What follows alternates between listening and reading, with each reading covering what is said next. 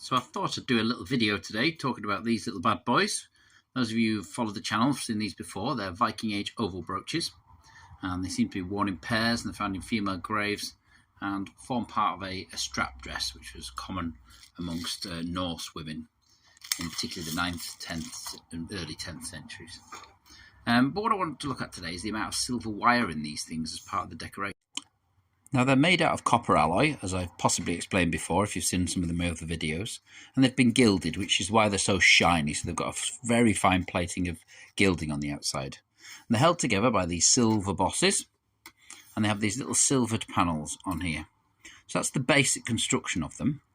But actually, as you can see, each one of them's got these very fine silver wires running down and around through channels and holes in the outer surface.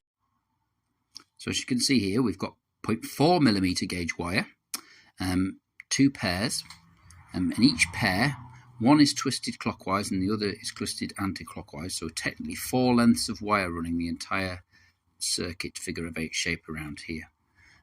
In total, for one brooch, there's about 90, depending how efficient, about 90 centimeters of wire running around that top portion. Around the bottom portion, we have thicker wire, that's 0.7 millimeters. So basically that runs in 2 pairs, only twisted in one direction, one around this lower portion, one around this upper portion here. And we've got, each circuit is about 80 centimeters for each bit. So I actually split them in 2 because the metal can get a bit brittle, and then I fasten them at both ends. So I actually do it in 2 lots of 40.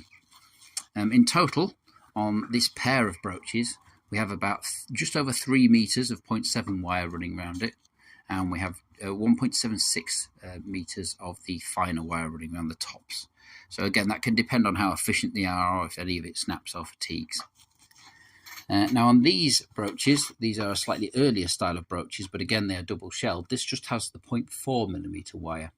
And that runs, again, in a loop around the channel here, and then 2 crosses in the center there. Once again, we've got 2 pairs twisted in different directions. And on this pair, we have about 4.2 to 4.4 meters a pair.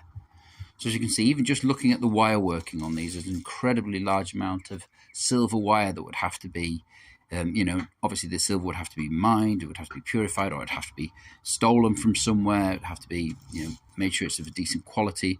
And it would have to be drawn out into wire for these purposes, and that has to be drawn out into very fine wire too.